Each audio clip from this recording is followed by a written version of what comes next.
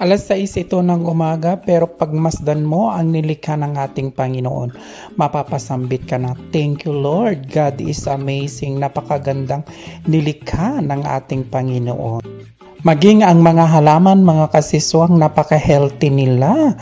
Kasi dito ngayon taglamig, winter, kaya nadidiligan sila ngayon. Sana all nadidiligan, di ba mga kasiswang?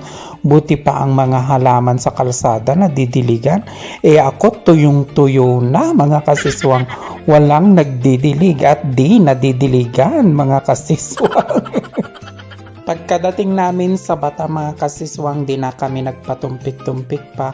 After namin mamili ng mga pagkain namin at stock namin, maging ang mga personal na needs namin, kumain na kami. At yun ang in-order ko, mga kasiswang, yung pritong manok na parang may teriyaki sauce at saka pansit na bihon, mga kasiswang. Ayan, kasi nagutom na si Kuya Ricky, wala pang almusal.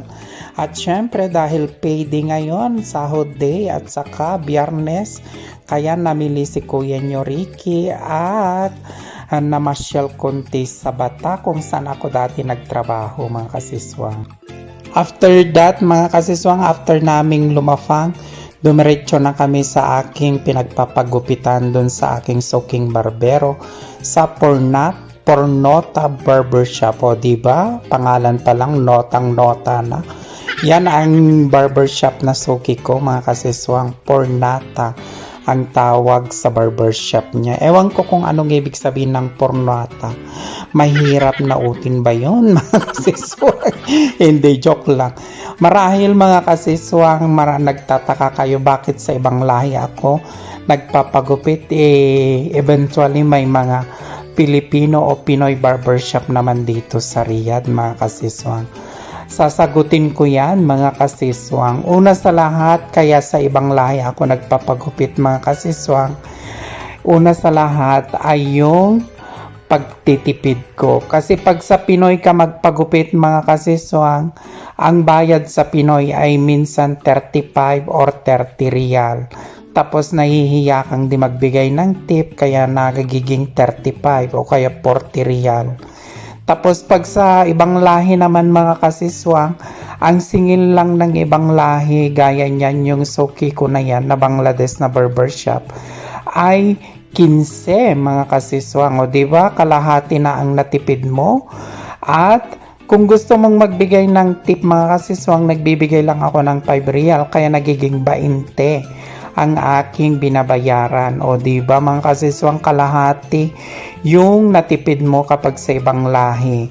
Pagdating naman sa gupit, mga kasiswang, sa Pinoy, maganda naman talaga ang gupit nila. Talagang wala kang masasabi sa Pinoy pag nagpagupit ka. Pero ang experience ko dito sa barbershop na suki ko, mga kasiswang, itong ibang lahi na ito, pulidong pulido, at saka kung ano yung gusto mong gupit, nagagaya niya, mga kasiswang. Napakagaling itong barbershop na ito, na Bangladesh barbershop, mga kasiswang. Talagang ang galing ng barbero na ito. Wala akong masabi, matagal na akong nagpapagupit sa kanya.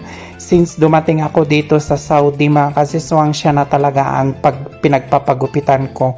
Kahit palipat-lipat siya ng shop, mga kasiswang, hinahanap ko siya, diba? Bukod sa pogi na siya, gwapo na siya, magaling pa siyang maggupit. O, diba? Mga kasiswang, aminin natin, may itsura talaga siya, gwapo siya, at parang payami pa ang kanyang katawan. Mga kasiswang. Ay nako, Diyos ko po, mga kasiswang. Hindi, magaling talaga siya, mga kasiswang, at saka pulidong pulido. Napakagaling niyang barbero. At saka tinitignan niya talaga kung saan ang hibla at patungo yung buhok mo, doon niya hinahawi at tinuturo yung buhok mo, mga kasiswang. Ayan, nagpagupit ako ng faded Korean na barbers, mga kasiswang. Ayan, natapos na akong magpagupit, mga kasiswang. Bye-bye, mga kasiswang!